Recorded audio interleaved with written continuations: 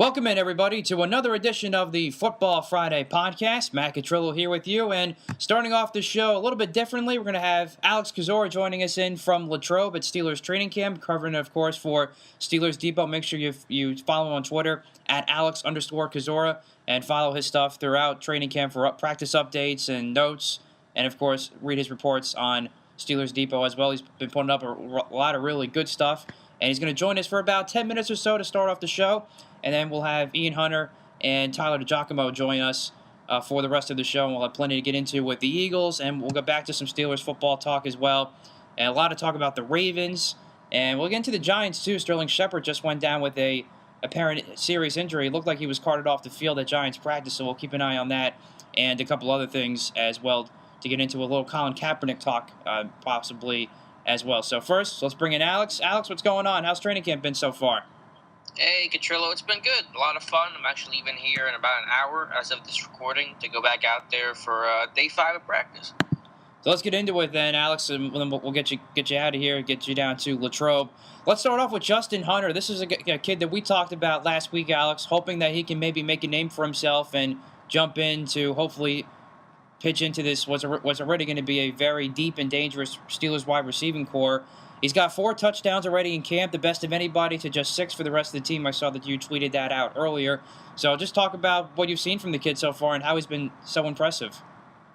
Yeah, I mean, Hunter's been good, but, I do want to caution that he was supposed to be good right now. When you're 6'4", 200+, you run 4.4, you're going to look good in practice. So I think the fact that he has been impressive is not a huge shock to me, and I was someone that, really didn't think he was going to make the roster. He was going to have an insurance policy. I think those odds have clearly increased, if nothing else, because of the Sammy Coates injury that's helped open a path while Coates is on the mend. Hunter's getting all of his reps running first team opposite AB, and Roethlisberger, based on his comments today, talked him up a good bit and seems to like throwing to him. But hey, who wouldn't be 6'4"? That's a good red zone target to have when the Steelers have had problems there. So it's been a good start, but it's not been an unexpected, beginning to Hunter, because I figured he would have a very solid camp.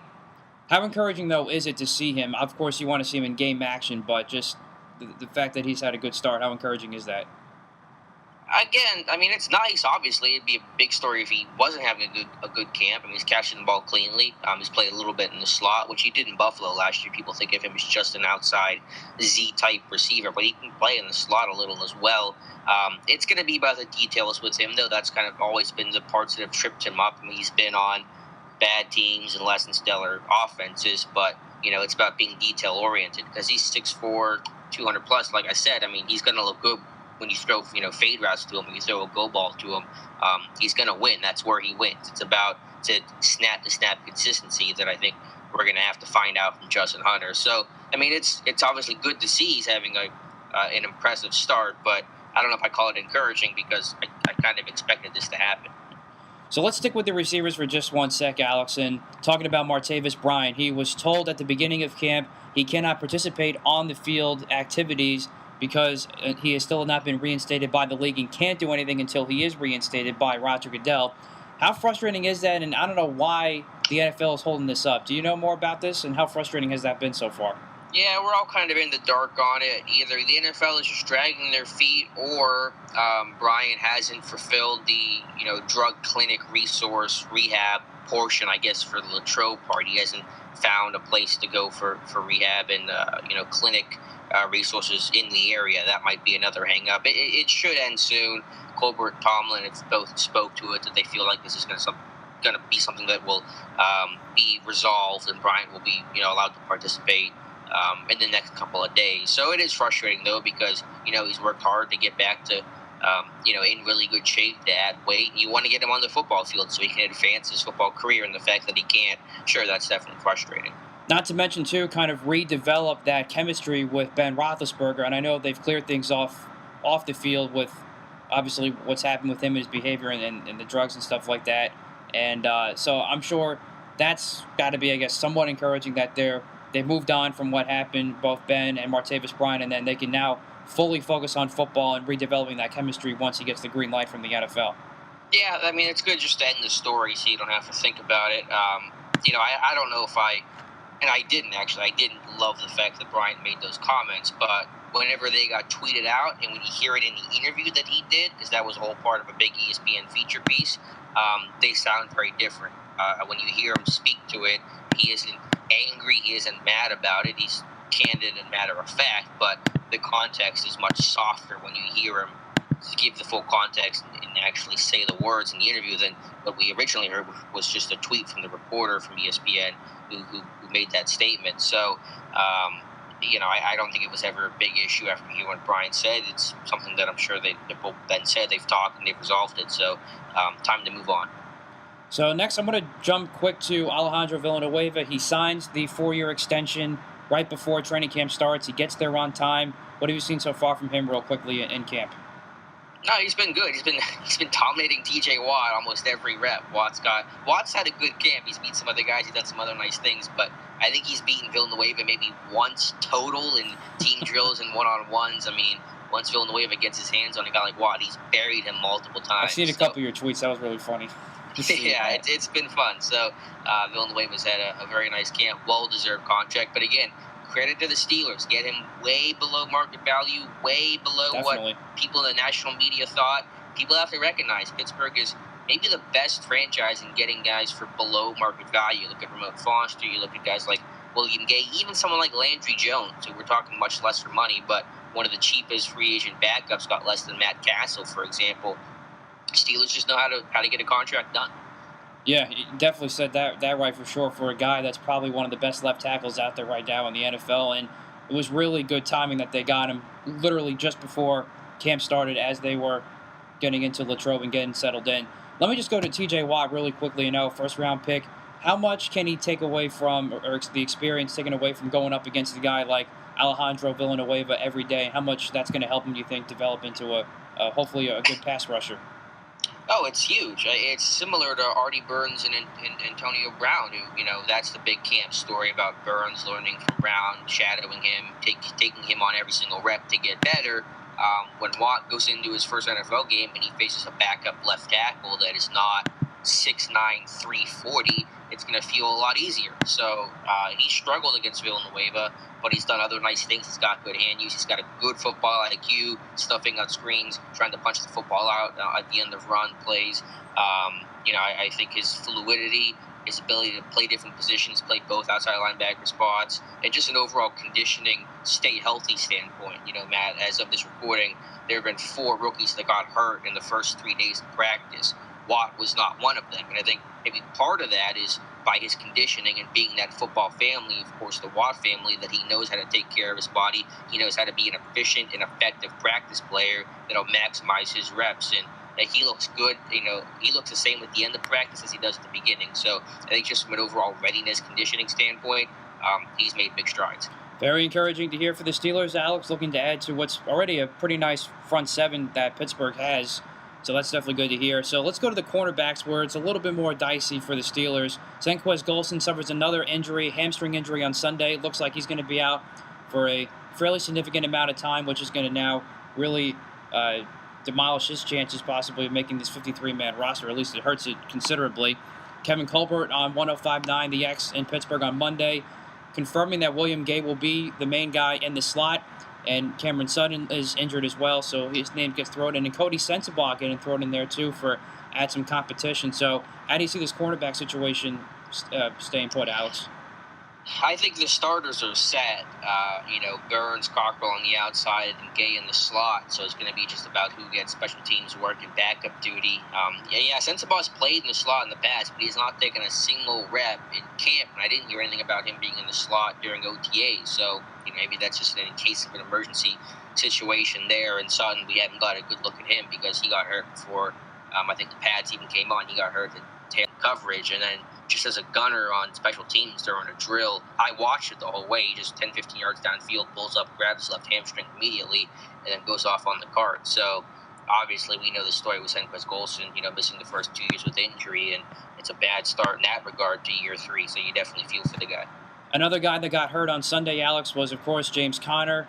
Was hurt in the first day of pads on Sunday. Looks like his shoulder is in a sling. Jerry Dulac of Pittsburgh Post-Gazette says it doesn't look serious. Did you get a chance to see the play, Alex? What was your viewpoint from that? I did not. I didn't even know he got hurt till I got home, and then I saw Tomlin had reported that. But from what I read today, he's back in Latrobe in uniform. So I think it's all good news on that front. That whatever the injury was minor. That something was precautionary, and I wouldn't be surprised if he was back in practice today. And same with Juju Smith-Schuster, who's doing some pretty heavy lifting on Monday. He sprained his ankle on the third play of practice on the day one of camp. I think, we'll see, but I think he'll be back in practice today. Yeah, that's encouraging to hear for James Conner, because with Bell still unsigned and who knows what his immediate future is at this point, we know he most likely will obviously going to play this year, but just in terms of the running back depth at this current juncture right now, that's certainly good to hear for James Conner. Hopefully he gets back into practice as soon as possible for Pittsburgh. Before I let you go, Alex, I know we're running out of time, the Baltimore Ravens, man, are they just continuing to suffer injury after serious injury? Already 5 guys out for the year. Brashard Perriman left the field yesterday with a hamstring injury, but should be fine. Then you have Nico Saragusa, who tore his ACL, MCL, and PCL yesterday. This is a 4th-round pick for the Ravens this year. He's obviously going to be done for the year. Crockett Gilmore on that list, Kenneth Dixon, Dennis Pitta, Tavon Young, which is huge for that already thin Ravens secondary. And, of course, Joe Flacco's out for a couple weeks dealing with that back injury. So the way I look at this, Alex, and I look at this division, we already saw this as a 2-headed race between Pittsburgh and Baltimore. Because I think Cincinnati's taking a step back, and Cleveland, of course, is still in that rebuilding mode. So I think this is obviously now Pittsburgh's division to lose. And I think if they play the way they're capable of, they stay healthy, I don't see any reason why the Steelers should not run away with this division. What say you about all this and the Ravens' injuries? No, I agree. The Steelers were always the favorite on paper. Even if the Ravens weren't hit so hard with the injuries that they had, even if the Ravens were 100% healthy, Pittsburgh would still be the clear favorite in the AFC North. Those games will still be competitive, though. Baltimore, doesn't matter who they have in the field. Ryan Mallett's beaten the Steelers before, so I don't take the injuries as just the Steelers will walk over the Ravens or walk over the Bengals. The Steelers have lost all these teams before, so you don't take it for granted. AFC North football is very competitive, and you get to the back half of the year and you face Cincy and Baltimore. You're coming off games where you played Green Bay and New England, some other really tough teams on short weeks. So, those games are never gimmies at all. But yeah, you feel for Baltimore, even as a Steelers fan. I feel for them. Feel for those guys, and Nico Saragusa, who I like coming out of San Diego State as a phone booth mauler. I like them at the Senior Bowl. To have that devastating knee injury, that's certainly, a huge disappointment for a guy like him. Yeah, definitely. I can only think of the Minnesota Vikings and what they went through last year. Maybe that serious injury bug went to Baltimore this year.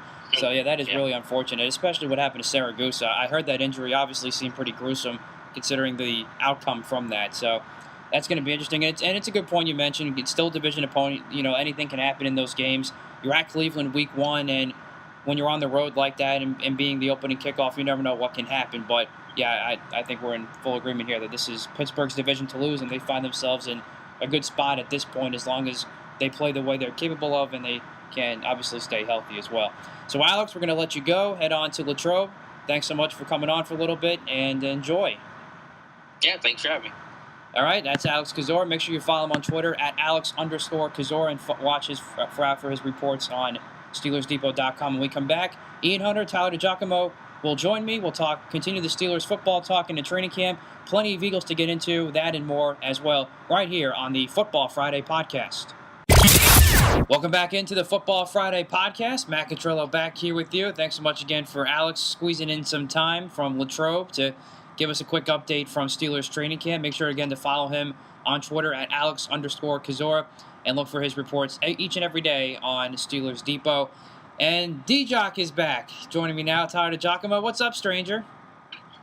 Not much, Matt. How are you? I'm sorry I really haven't been here all this summer. Been, back home in Philadelphia. I was busy and, coaching, umpiring, and doing stuff. But now I'm back up in Buffalo, and back up on my work grind. And happy to be back here. I'll be here for the season and stuff. So it's nice to be back, Matt. Yes, good to have you back, D Jock. I can't remember the last time you were on the show. I think it might have been.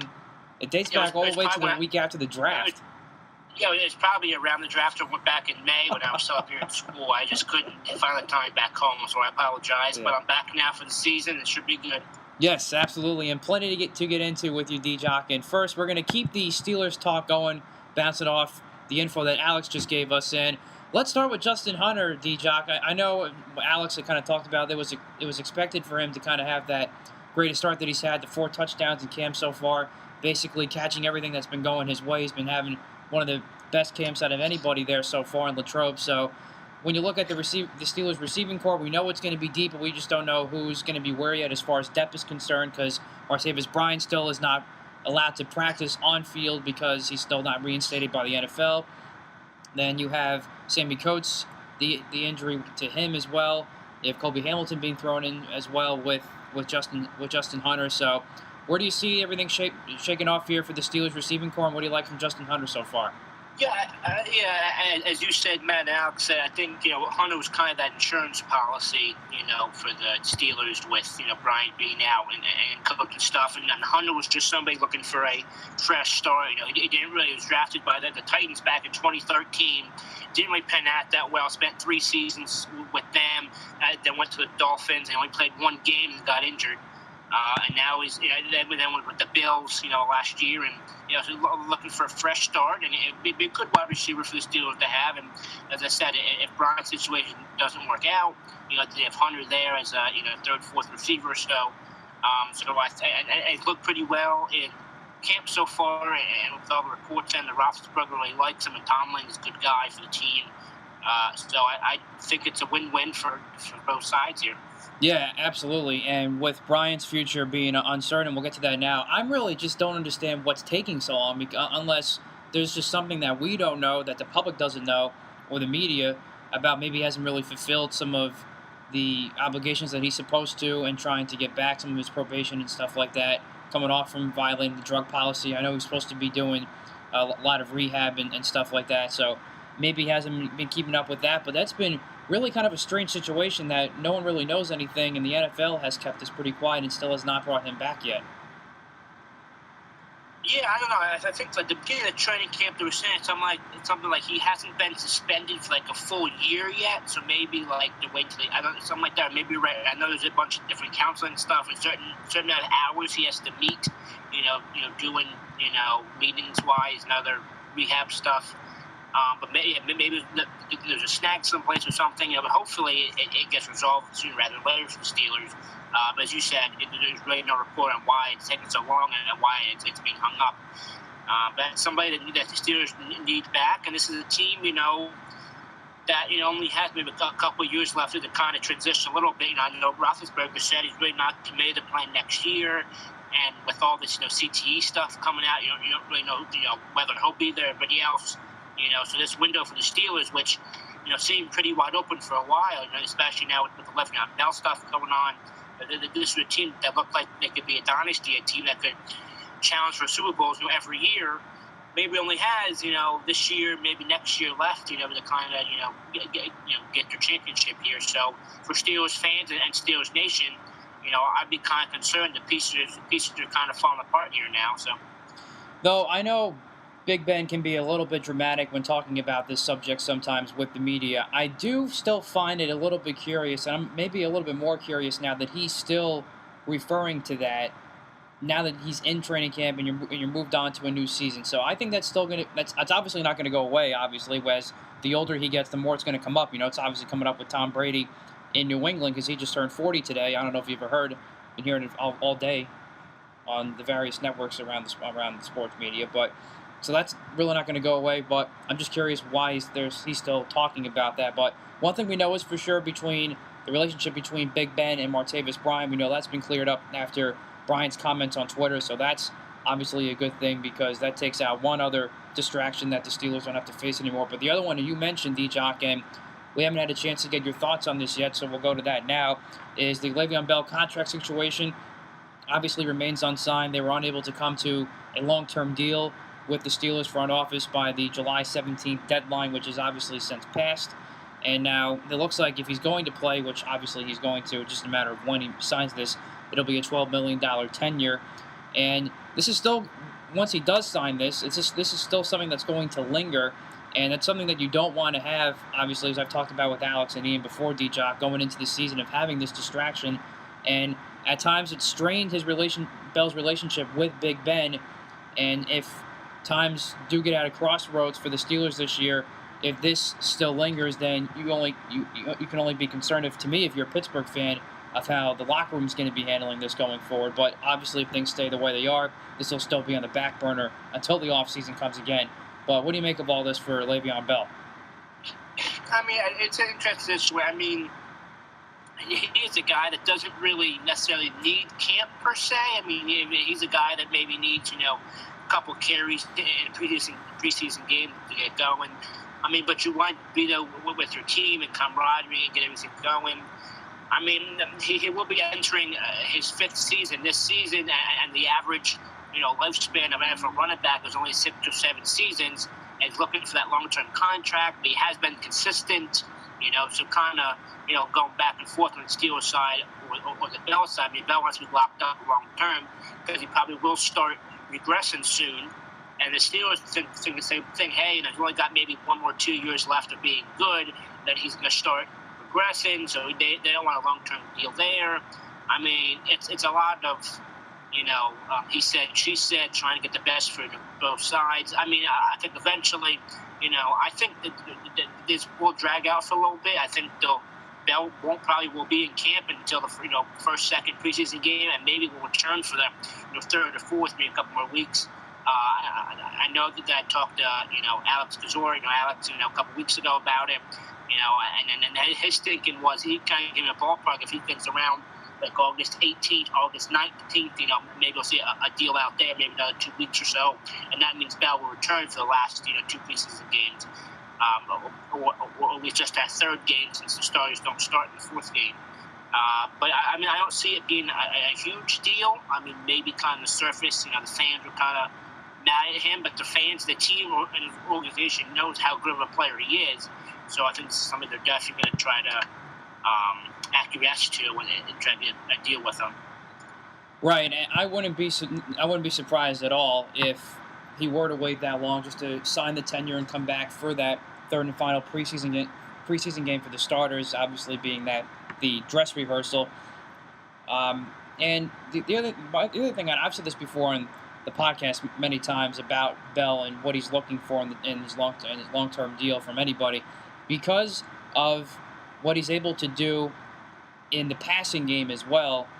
I think he thinks that should jump up his price, and he should be one of the highest paid players in the league. Now, obviously, I agree that he's very versatile in the passing game as well, and just as dangerous as he is in the running game. But to me, as we've seen before, D Jock, running back isn't being as valued as much anymore in the NFL. You're just seeing it all over the place from a money standpoint and from a football standpoint. So, and from what I know, I don't have the exact terms from what the Steelers had offered in front of me. I don't remember off the top of my head, but I do remember it being a very favorable deal, and Alex even said the same thing.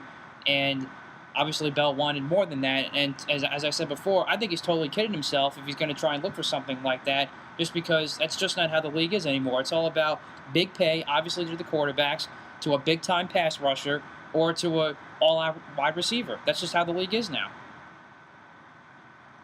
No, you're absolutely right. As I said again, I think the big thing again is, Bell's played 4 or 5 years in the league, and he's got a lot of carries, a lot of touches, and been beat up. He only has maybe 2, maybe 3 more years left of being at the top of his game before he starts regressing. So I said the Steelers don't want to give him a long-term deal, but Bell wants one because he knows, it's probably going to be his last big contract in the NFL. So, I think eventually Steelers will give in and try to meet Bell halfway. But I don't see this dragging into the regular season or anything now. Honestly, I don't know if Pittsburgh's going to give him that deal. I think that was their ceiling. Honestly, I don't know if I can see them going any further than that. As Alex mentioned just before on this show, the Steelers do a very good job of getting those contracts of terms of undervalue, like they did with Alejandro Villanueva, and I think that's the ceiling that they're going to go with Le'Veon Bell. But we don't know what's going to unfold from this point on, rest of training camp, preseason into the regular season. So maybe if something negative goes their way, maybe that changes their minds. It's really, really hard to tell what the mindset is going to be for Pittsburgh the longer this lingers, and it's something that's obviously not going to go away. And staying with the running backs, now James Conner is pretty much the backup now at this point, and he just suffered a shoulder injury on Sunday in the first live contact practice at Steelers training camp. He's in a sling, and he still hasn't been back in practice, and a report just came out on Steelers Depot that he's not sure when he's going to be able to come back for a full practice. So now all of a sudden you're thin at running back for Pittsburgh. Yeah, excuse me. No, I mean, yeah, it was a pretty nice story. Everyone knows James Conner went to Pittsburgh and all his cancer stuff, and the Steelers. I mean, coming into the training camp, it was going to be a nice story. He was going to be like the third, fourth, back or so. Maybe like the practice squad or so. But now with the Le'Veon Bell stuff going on, Conner was elevated up the depth chart, and as you said, he was a second, third back maybe here, and now he got injured. So you said Steelers are kind of iffy here at running back. I mean, and Conner maybe has a chance to make the team now. He looked pretty good in the preseason, in the training camp. But as you said, I mean, it's interesting. The Conner thing. I mean, hopefully, he's not out for that long. I think I saw some report that James Conner's jersey is a top 5, top 10 selling jersey. That's obviously not right surprising now, considering the story. Yeah, so that's pretty cool there.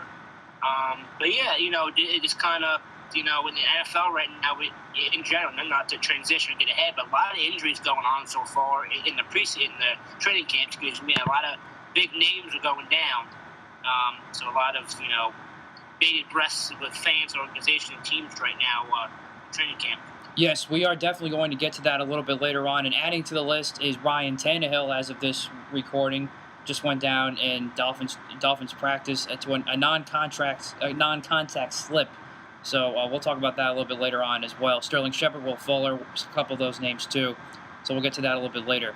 Let's go to the Eagles next, D Jock, and then we're going to go to Baltimore. There's a lot to talk about there.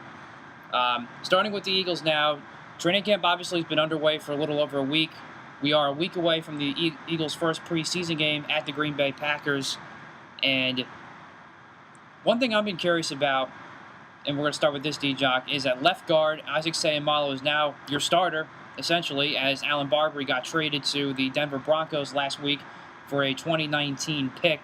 And while, as I've said before, I would be encouraged if guys like an Isaac Seumalo, maybe a Big V, Halapuli Vaitai, that start coming in here, the young guys, and start getting those reps and eventually move into those spots. And then when Jason Peters is done, you see Lane Johnson move over to left tackle. You're starting to see him get those reps there in practice gradually already.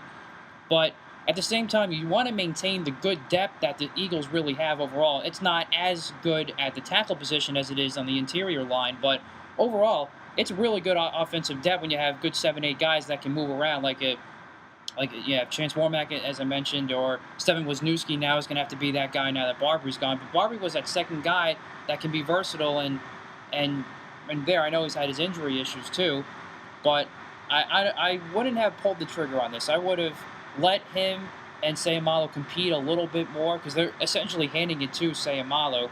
I would have liked him seeing them compete a little bit more, and if had Seumalo beat out Barbery, then you would still have more depth on that offensive line. What did you think of that? It's a very interesting situation. I know, in the middle of summer, I don't know if you saw this, but Pro Football Focus actually ranked the Eagles as the best offensive line in football. This is back in April or May, kind of right after the draft. No, I mean, I agree with that. I don't know if I like it, but I agree with it. I know Barbery's kind of that journeyman offensive line, been around for a while. Maybe he's got a couple more years left in him. Seumalo has been kind of stuck behind, on offensive line for a couple of years. Really hasn't had a chance to break through.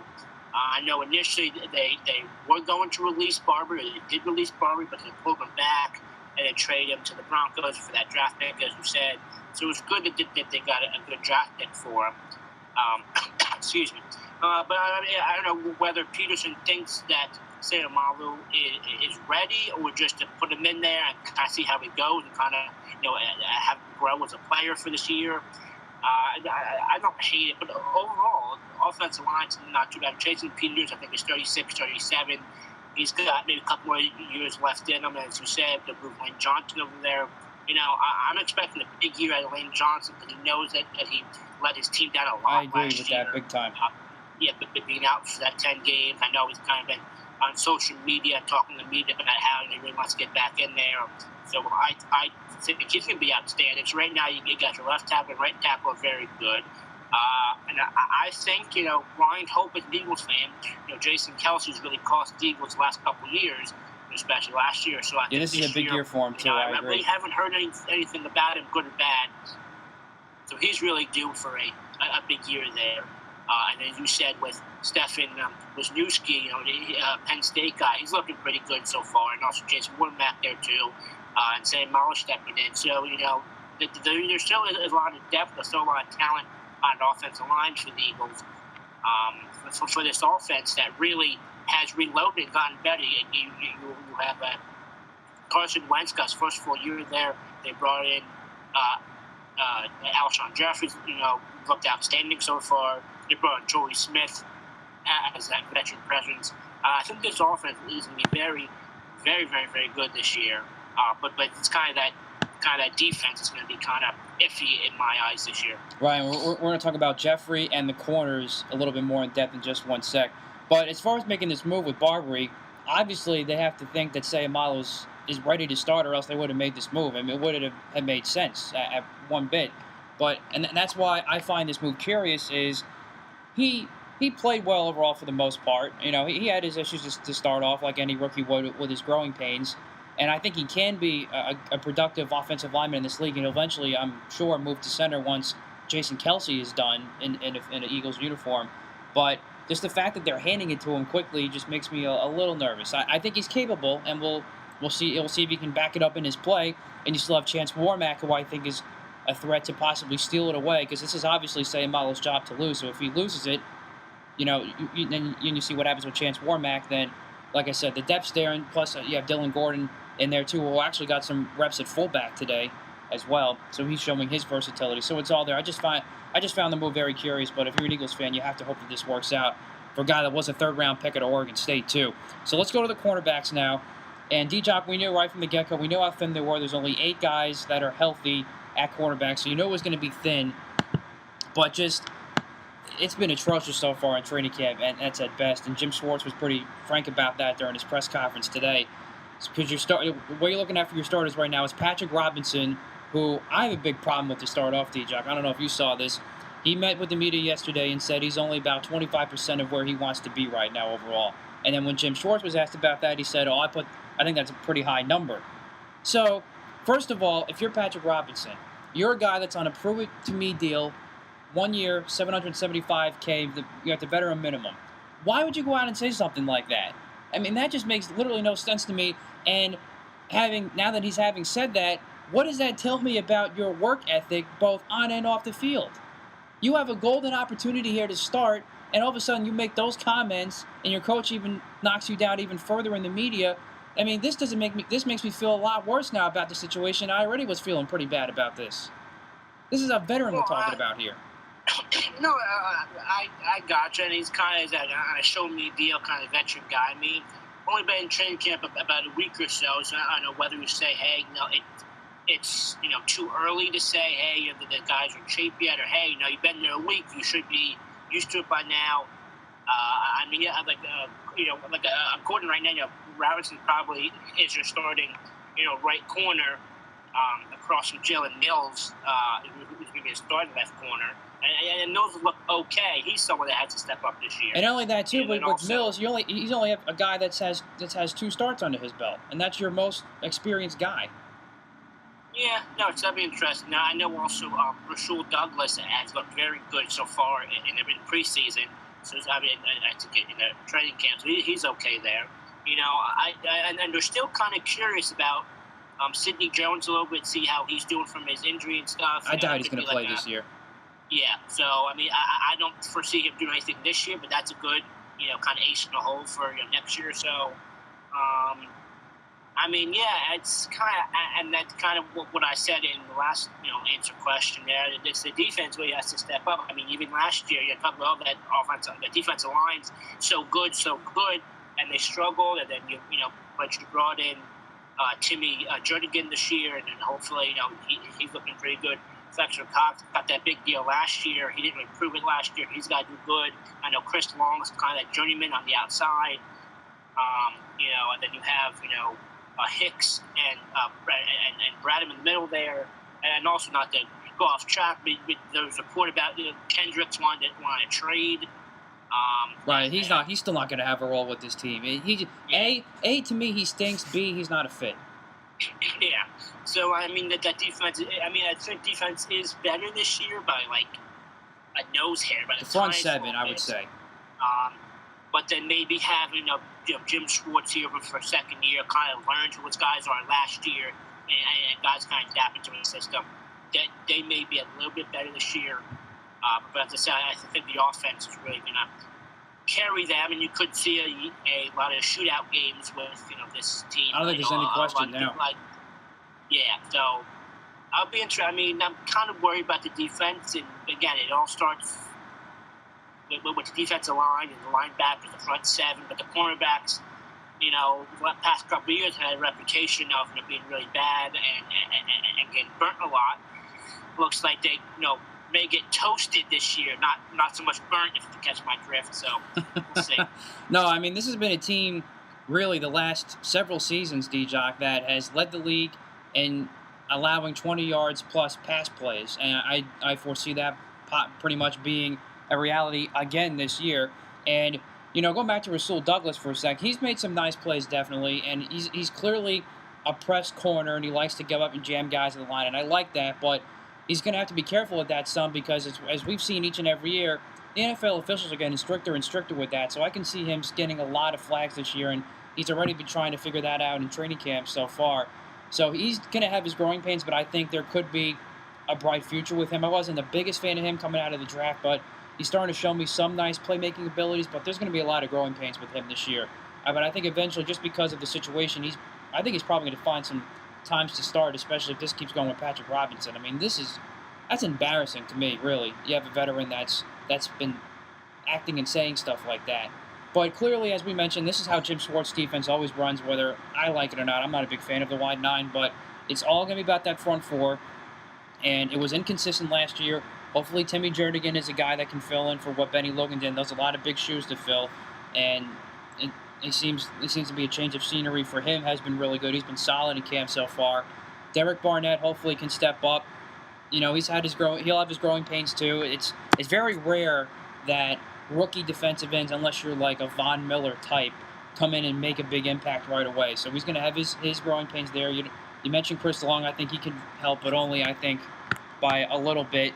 And, of course, he has his own injury history too. So it's really this front seven's going to have to get to the quarterback more. And the one thing I want to see from Jim Schwartz, I want to get your thoughts on this briefly, is I know because he was always asked a lot about finding that balance with using the front four, but then if guys aren't getting home, your secondary keeps getting toasted each and every play, then when do you start bringing other guys to the line? If I'm him, I'm focusing on bringing the line. If you want to bring more pressure but not use your secondary guys, use your linebackers. And if you want to try and get Michael Kendricks on the field, which, I mean, I don't know how much of a difference it's going to make, but regardless of the fact is, I want to see more linebackers coming in, and then you can use guys like Ronnie McLeod and Malcolm Jenkins still in the secondary to help out and be that safety over the top for your struggling quarterbacks that's going to be happening all year. I just don't get why Schwartz can't add that into his game plan. Yeah, I mean, maybe we'll see a few new wrinkles this year. As I said, you did kind of give Schwartz and then the whole team and a little bit of a mulligan from last year. Kind of came in, kind of learned the staff, learning what guys can't do, and kind of got rid of guys that don't fit the system and kind of brought guys in.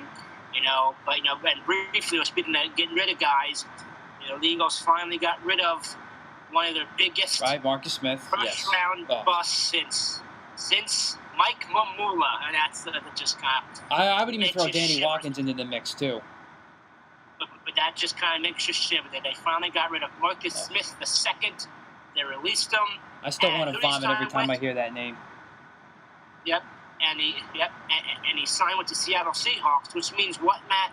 He's going to be a Pro Bowler now. So. Probably, because we saw that with Patrick Chung in New England, and Eric Rose made a lot of big plays during the Patriots Super Bowl run. So, I mean, who knows? But either way, it was an atrocious pick. Although I really don't know though with him. Just real briefly, I really don't know the way he has conducted himself. And again, maybe a change of scenery helps, but I really don't know what his NFL future is going to lie. I really don't. Go ahead. Well, my other issue with the Eagles, and again, let me just disclaim this by saying I still am excited to see what the offense can do with these additions of Torrey Smith and Alshon Jeffrey. Okay, and we talk about how in pretty good shape the offensive line is. But the one thing I didn't like about the Eagles' approach this offseason is and this is across the board, these are a lot of guys on one-year deals. And if things don't come to fruition, then to me, you're right back at square one. And especially if things don't go so well on the offensive end, and we've seen what Alshon Jeffrey has been like off the field, and of course we know his injury concerns, which is my other issue with bringing him in. And now he's already been sidelined for the last couple of days with that shoulder injury. And there's a report out there that was John Barchard of Bleeding Green Nation that he's not going to play next week in Green Bay. So already now, I'm not ready to declare this. My concerns are totally a reality yet because we're still very early into the preseason. But you can't help but notice Alshon Jeffrey's still not on the field, and these injury concerns are already starting to pop up. Yeah, I mean, I've been kind of saying a lot of injuries so far in this preseason, but I think the stuff on Jeffrey's been amazing so far. Not to liken him to T.O., but kind of that T.O. status of a number one wide receiver and someone that has been great so far. You saw that, on the replays and the highlights, him making great catches and stuff. So I think he'll be very good. And I say having Torrey Smith as that veteran guy there will be very good also. Someone that looked very good, not going to make the team, but with the practice squad, will be the former quarterback from Houston, Greg Ward Jr., who now converted to wide receiver. He's looked very good. A lot of people in camp like him. So I think fine. We've been clamoring for years for the Eagles' offense for a good wide receiver. You got Jeffrey, who's a bona fide one. You got Smith, who's a good veteran there. Hopefully Jordan Matthews gets better here. Hopefully, I'm going to say it, Matt, Nelson Aguilar does something. Well, you know what? He's proved himself in camp so far. He's been looking great. So I hope he does too. I really do. Because Then if you're the Eagles, so then you have 2, 3, 4 good wide receivers. The running back situation is kind of question mark. You don't know how Garrett Blunt will do in this offseason. I think he's going to be productive, but we'll see. Yeah. Matthews is kind of old, kind of slowing down. Smallwood's looked very good in camp so far. Looked good last year. He's someone that can get on the field a little bit, kind of give you a couple positions there, a couple plays. So I mean, as I said, this offense is looking good. I'm very excited for this offense. Wentz has looked outstanding so far this preseason. Had a full year with him.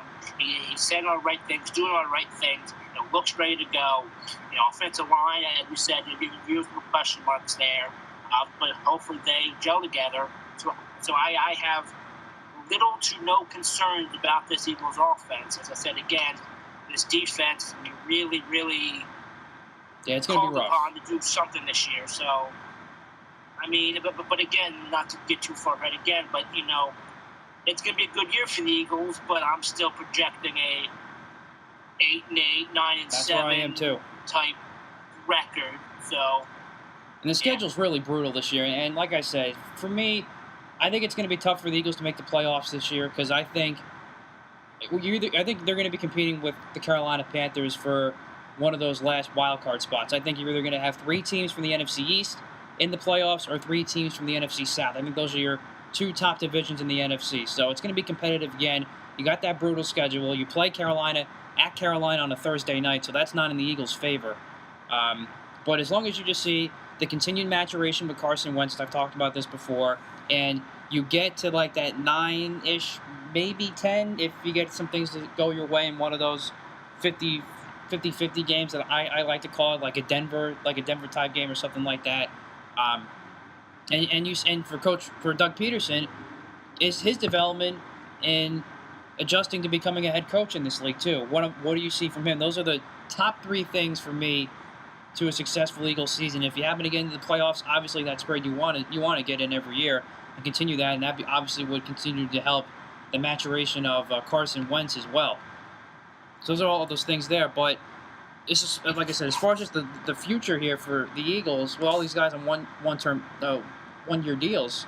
Alshon Jeffrey, Torrey Smith possibly, depending on what happens, and Timmy Jernigan, just to name a couple. If it doesn't work out, then where do you go? So that was just my only concern there. And now Alshon Jeffrey's not even on the field yet. But just a lot of questions I'm waiting to have answered in these upcoming preseason games. And one I may not even see until a little bit later on. But again, I'd rather him get healthy now and then not have him for the regular season than talking about Alshon Jeffrey. And then Ryan Matthews, I really don't think he's going to be on this roster very soon. I think you probably will see an injury settlement at some point. And other than that, again, you'll have Blunt there, and we'll see what happens with Donnell Pumphrey, who's had a hamstring injury too to start off camp. But I'm really excited about him. This is Darren Sproles last year most likely, and then Wendell Small has had a nice start. But yeah, that's your look overall for the offense for the Eagles and overall for the season. So let's go now to Baltimore. D Jock, a lot of interesting things happening there. Of course, we're talking about all the injuries that have happened around the league, and we're going to talk about that next. The Ravens, I think I said this with Alex earlier, they're looking like the Vikings of last year with all these serious injuries that have been occurring. The latest one was Nico Saragusa yesterday, tearing his ACL, MCL, and PCL in practice. He's obviously done for the season. That was the Ravens' 4th-round pick this year. And you look at Tavon Young, who's out for the year. Brashard Perriman got banged up a little bit yesterday. Obviously, Joe Flacco's out for a couple weeks with a back injury. I mean, the list just goes on and on and on. And so you look at the Ravens' outlook and this AFC North outlook, and I said this to Alex, and I'm sure you'll agree with this, Tyler, is there's no reason why, if the Steelers are able to perform the way they're capable of and they stay healthy, there's no reason why they can't run away with this division the way it is now. Yeah, probably to touch on the Ravens stuff. Yeah, that's just unfortunate. The injuries that you had. John Urschel retired. He was the guy who's counting on him for linemen, and another guy retired. I think the Steelers were going to win this division either way, but now definitely now. I mean, the Ravens are definitely dropping off. The Bengals are starting to plateau a little bit. And the Browns are just Browns. Well, I think you will see some improvements from them this year. I think, but I do say that the ceiling for them, I think, is 5-6 games, regardless.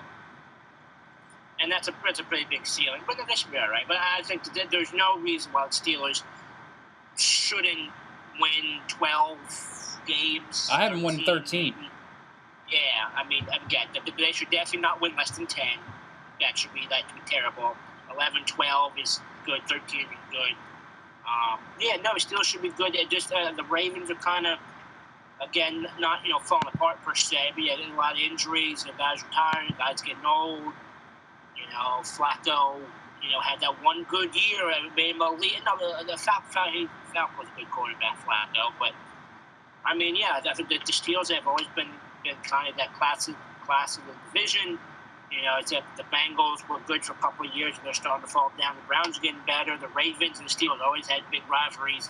As I said, the Ravens are kind of starting to go away. So just kind of unfortunate, I guess, but, just kind of there's a lot of turnover in the NFL. So now, jumping off this Flacco story here, obviously we got to talk about Colin Kaepernick and what's been going on here.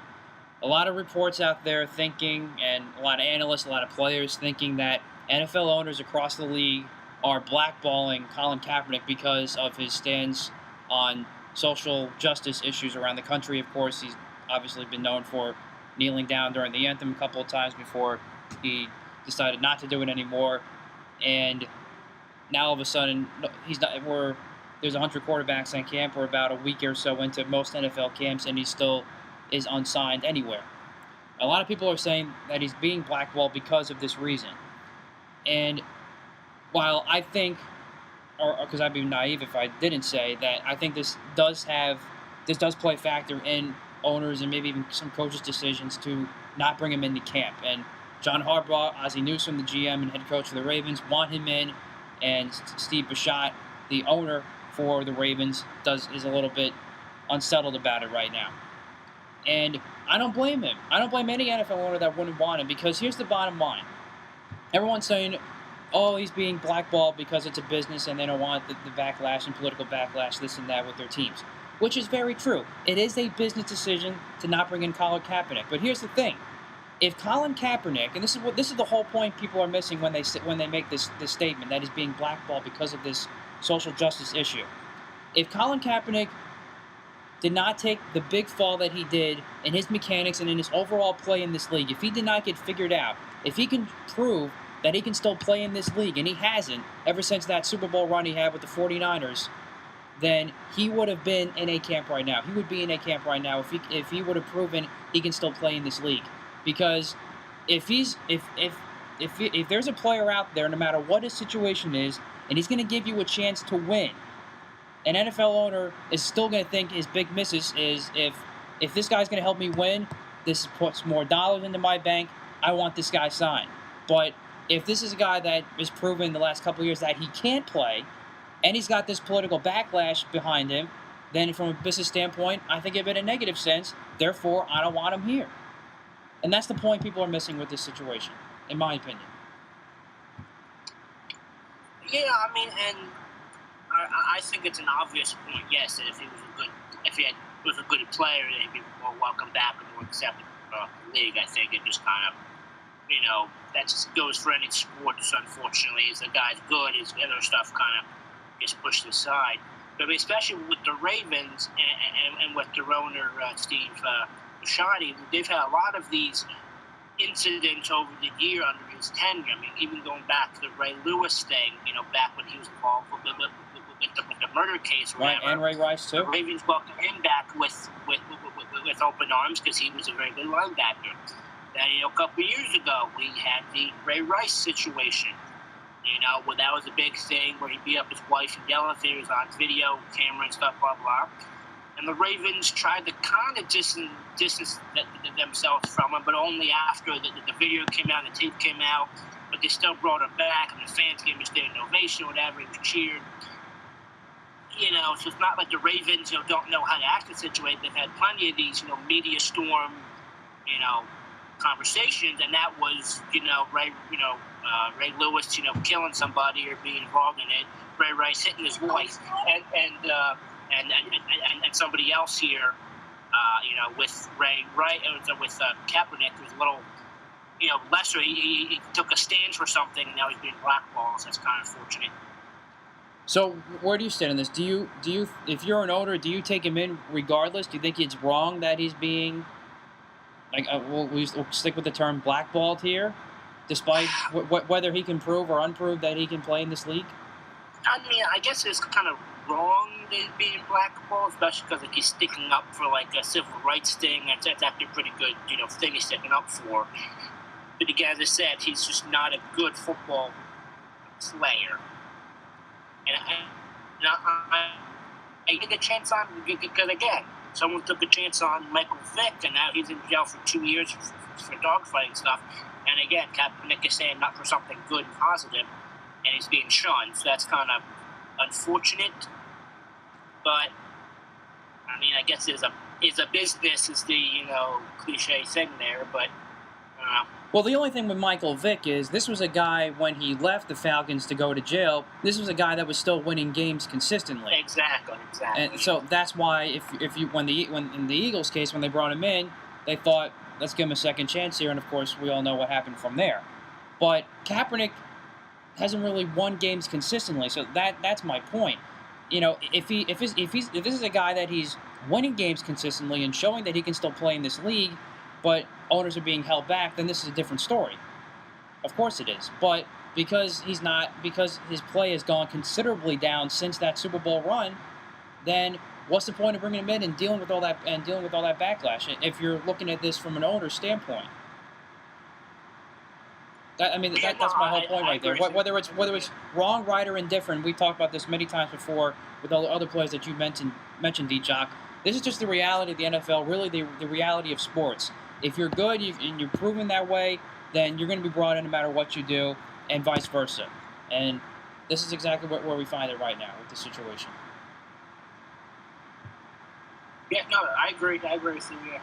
So we'll obviously continue to monitor that, but I'm going to say right now I don't know if he's going to be in Baltimore because I think, and that's a great point you brought up with the Ray Rice situation, how all that fiasco came about. I think Steve Bisciotti, we're going to talk about the business decision side of things again. He's really, I think, being extra cautious now after what happened there, even though, of course, a lot of Raven fans were cheering Ray Rice when he left and stuff like that. But I just think Bisciotti's being a little bit extra cautious right now in this situation. But I think if you're any NFL owner, that's what a lot of them are thinking at this point right now. So let's move on to around the league. And D Jock, you mentioned all the big injuries that have been happening around camps the last day or so. We just mentioned Ryan Tannehill. He suffered a non-contact slip of his left leg, where of course he tore his ACL and MCL, cost him to miss a couple of games last year, including the playoff game in Pittsburgh last year. And so we'll keep an eye on that. I haven't seen anything significant news coming out of Dolphins camp. Sterling Shepard went down yesterday in Giants camp, was carted off the field, but then head coach Ben McAdoo said it was a rolled ankle, and we're not really sure about the timetable. He's still being looked at. Will Fuller, to me, is the big one here, D-Jock. I'm going to talk to you about this one.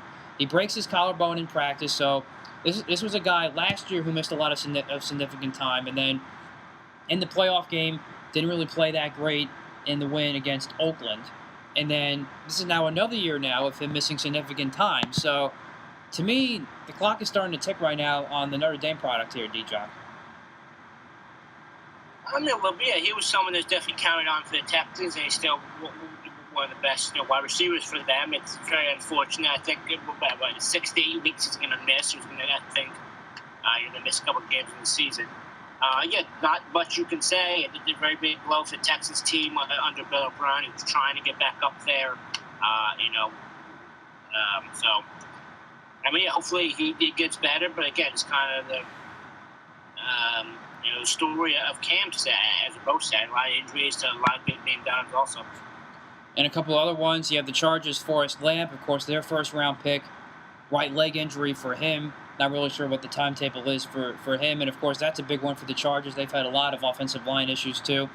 And then the next big one to talk about, D-Jock, both Cam Newton and Carolina and Andrew Luck in Indy not throwing yesterday.